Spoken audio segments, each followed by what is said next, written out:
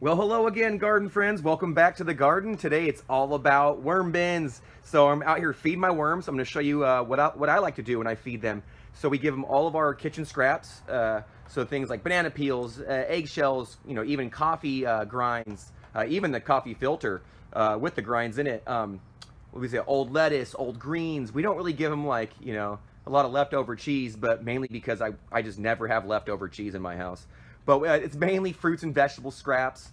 We also can give them moistened cardboard, as you're going to see, wet newspaper, even the egg carton itself. They just won't eat plastic. They're not going to eat through metal, anything like that. They're really not going to be able to chew through things that we also they don't. I noticed that they really don't eat very much or as fast, or they kind of avoid.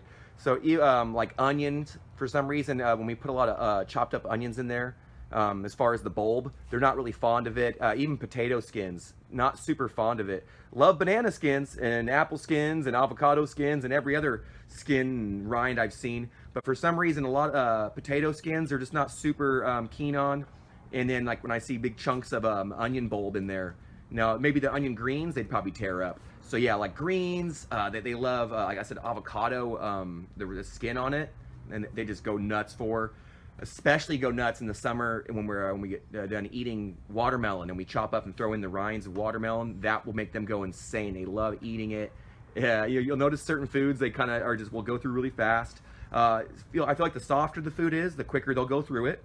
So in here you can see right there, there's a yellow one there. It's got a pretty hard skin on it. That's a spaghetti squash, and so I probably could have chopped it up a little better, but I basically just broke it into a few pieces and threw it in there really quickly. And they're already getting to it now that the inside's exposed, the softer portion. But if I didn't break it up and left it in there, it was going to take a little minute for that to soften so they could kind of get to it and eat at it. Like I said, you can actually even see some onion in there that they haven't even touched, and it's been in there just as long, if not longer, than that spaghetti squash. So right here, let me hop in here and I'll show you what I'm talking about. So one of their favorite foods to eat, and this is funny because people, gardeners always love eggshells, right, for their garden. But it's like if you just kind of set the eggshells on the surface of your soil and right next to the plant that you want it to get, it's going to take so long for the calcium in that eggshell to become available for that plant. And so you're actually better off, in my opinion, breaking it apart, tossing it in here, and feeding it to the worms. And you wouldn't think they'd like something so hard and scratchy, but it softens up and they can get their little mouth parts around that and bite it down and digest it. It's fantastic, and it gives them a source of grit, which is great. Otherwise, you got to kind of add a little bit of, we've actually even added these in the past. When you first start your worm bins, you typically have to add in a little bit of grit. So this is actually the carton, right? So I soaked this right before this, prior to the filming, and now it's this soft cardboard. I actually have some more eggs. Like I said, if you break it up, the more you break it up, faster it goes in there. If I leave the eggs in there whole, it takes a lot longer for them to eat it. But like I said, back to the grit, they really don't have a digestive or like mouth parts and teeth and a jaw, so they can't chew their food quite the same way that other organisms can.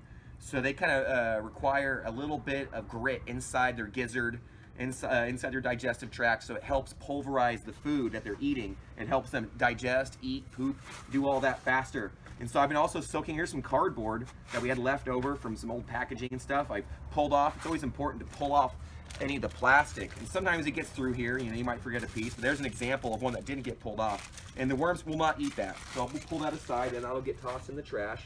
That's what's kind of fun about doing this, is you get to recycle all this material. So here's more cardboard.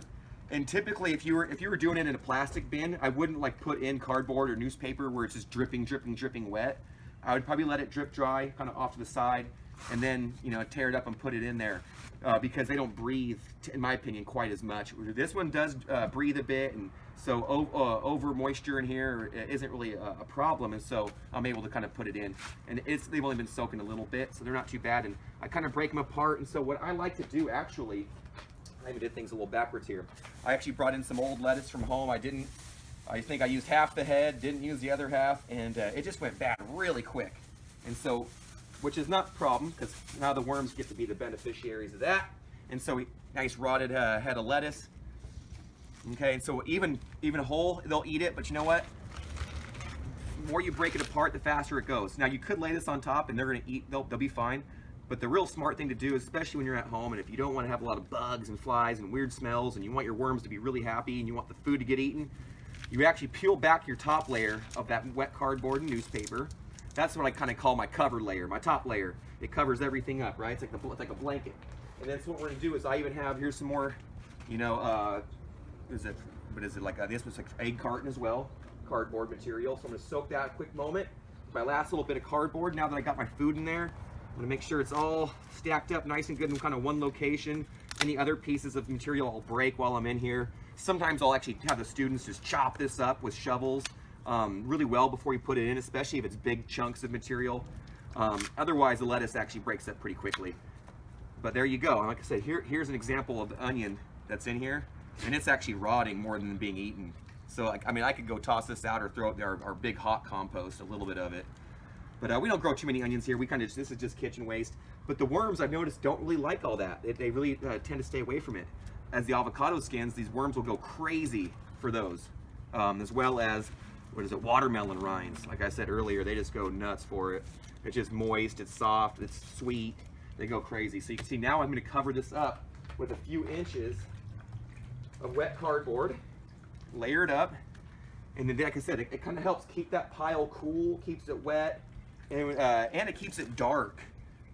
If you don't have a lid at home or you have a different kind of situation, what's nice is now that I've covered up that fresh food source that I've just added, what's great about this is that it keeps that nice and insulated, cool, moist, and the worms have more of a tendency to eat at the surface. Whereas if I kind of just put the food at the top here without the cardboard, they'd eat it from underneath, but then there'd be a huge portion of that lettuce on top that's kind of just rotting, and a lot of the worms would be reluctant to go right to the surface. Whereas if you cover that up now with this, they'll end up coming right through there, eating it all, and then once they're done, then they'll start eating this. So it's like a nice edible home for them.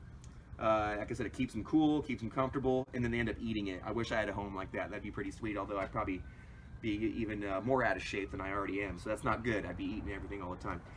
Anywho, that is a quick way to get your red wigglers fed. Like I said, they're not going to eat metal or rocks, and well, actually, the rocks are tiny enough that can ingest them, but they're not going to eat plastic and things like that. And so I don't put in like old steak or old burgers and material like that so much.